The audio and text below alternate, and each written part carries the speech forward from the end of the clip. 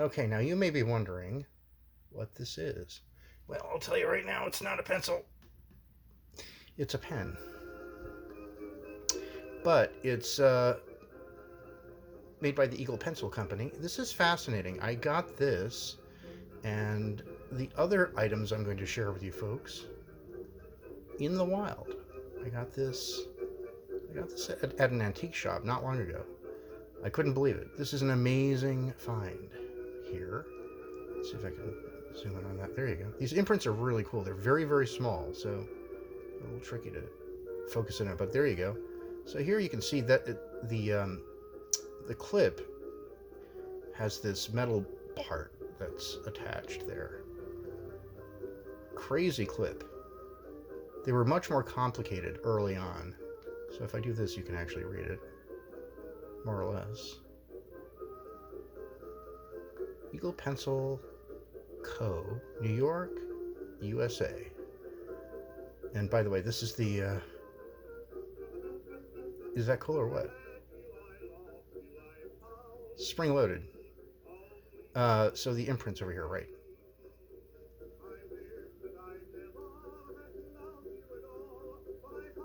Eagle Pencil Company, New York. Patented August, was it 6th? 1905. That's a 1905 under there, I think. At least that's what the patent information says.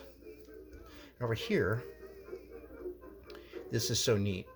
Look how industrial this looks. It's all milled. I love this look. It looks weirdly futuristic but ancient at the same time, you know? So here's what you would do to fill this thing. It's an early self-filler. Preceded Schaefer and with their lever filler, of course. It's not, let's see, I think, when did Conklin started in 1898, but I don't know if their first pens had crescent fillers. I had kind of assumed that they did. And that was, of course, their claim to fame. That's what their big thing was all about. That was their gimmick, and a cool one, because it acted as a roll stop, which, of course, clips would later act as when you had a pen capped. But anyway, so what you would do is you would pull this thing out. I'm not going to pull it out right now because it needs to be restored. I haven't played with it, and I don't want to break it. And then in here, you've got this pivot and then a bar that will push down against the sack, you know, laterally. And then this will actually stay out when you fill it, and you just pop it in, and then push the button down, and it fills in a flash, as the advertising said. Let's take a look at the nib while I'm here. It's actually a nice nib. Again, I haven't played with this yet. It needs to get restored, but it was a tremendous find. Very cool pen. Very pen collector geeky. See, it's got some flex to it. I wish this would focus a little better. Anyway, so this is going to be a fun one to work on. And I do have my friend Matthew Greenberger, the pen collector who is also a urologist, and this is very funny. He's really into filling systems, you know, bladders and such, if you will. Hilarious. He's a great guy. Very funny. And here's just a little look at his page on the Eagle Flash. I believe mine is the Model 25. Let's see if we can scroll up a bit here. Here's the advertising. Eagle Flash self-filling pens, $1.50. And over here, let's see, where's the... I think over here is where Matt's at. Yeah, fills in a flash. Isn't that cute? Hence the name. These are fancy. They've got bands, gold-filled bands. Mine doesn't. Here's the patent info. In fact, I've got the patent info here. As long as I zoom out a bit so you can see it better. Yeah, this is pretty neat. Let's see if we can get it. Why are you scrolling? See over here is the that's the pivot thing. All right, it's hard to hold this thing without wiggling. There you go. Here's the nib and all the signatures and everything. Pretty darn cool. Pretty nifty. So anyway, that's the Eagle Flash. Got that at an antique shop in, I think, March or April. So I think it was April, actually. Then, over here, what did I get? This was fun. This was a nice find. Not an exotic pen by any stretch, certainly. This ought to look familiar to you folks. I'll zoom in a bit here. But yeah, it's a good old Waterman's 52. And it appears to be, yeah, it's a wood grain. This cap has sort of that more sort of splotchy, mottled look. And this one's more distinctly wood grainy, so I don't know if this ever got, it could very well be a marriage of the two parts. But it's in nice shape. And it was missing the lever box. So I had a dear friend hook me up here. He had one of these PSF lever boxes. These came out of France, and they were in the 20s, I believe, and early 30s that they made these. And it's not 100% perfect and exactly the same, and the lever doesn't go out all the way and lock the way that it should, but the thing is, these things have become rarer than hen's teeth in recent years. I don't know why this refuses to focus. It's incredibly irritating.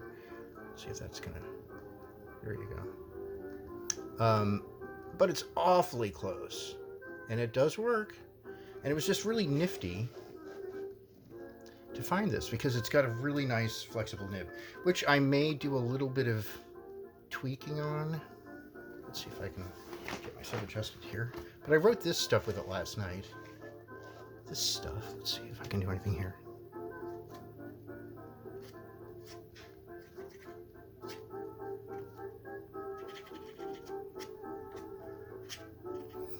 Really nice.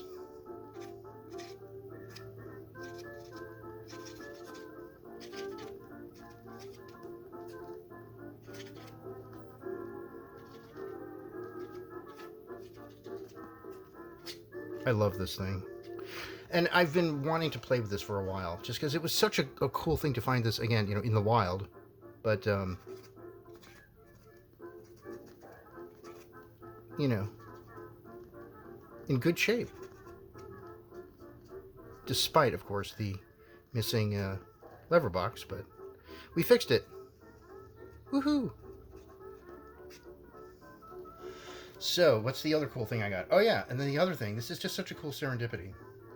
I was not expecting this at all, but I went to the giant flea market that I go to, and I got this actually last summer, but this was beyond amazing. It's just kind of a cool object lesson in making sure that you leave no stone unturned. It was the last day of the flea market. It's a 6-day thing. It's huge.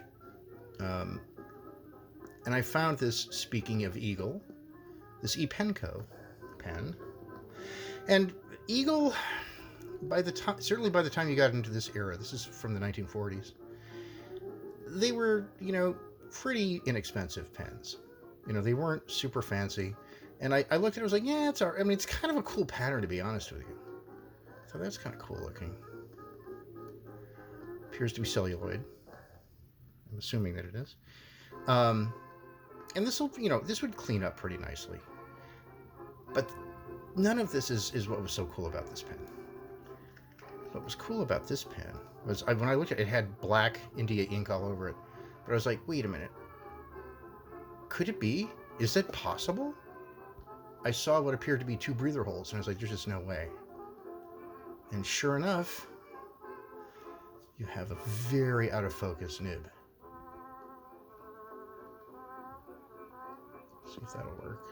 And it looks worse because I'm rolling. That's why it looks worse. If I weren't actually filming this, if I were testing it, you know, it would look great. But no, because I have to film it and actually do it, it's going to look terrible. Anyway, not crazy about this feed. It's probably original to the pen, but look, it's a Waterman's music nib. This is unbelievable. This is so cool and so rare and so desirable. We got it cleaned up. I'm not going to dip it right now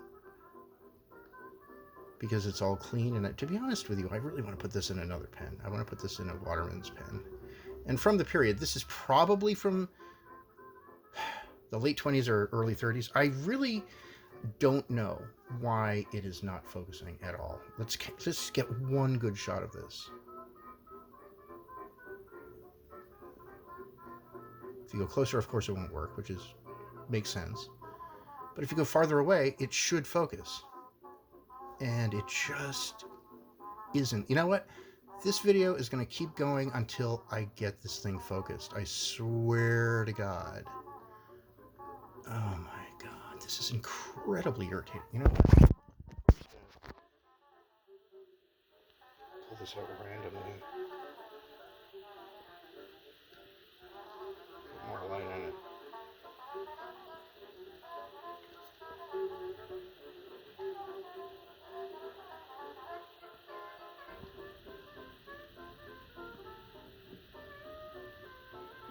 It's doing absolutely nothing.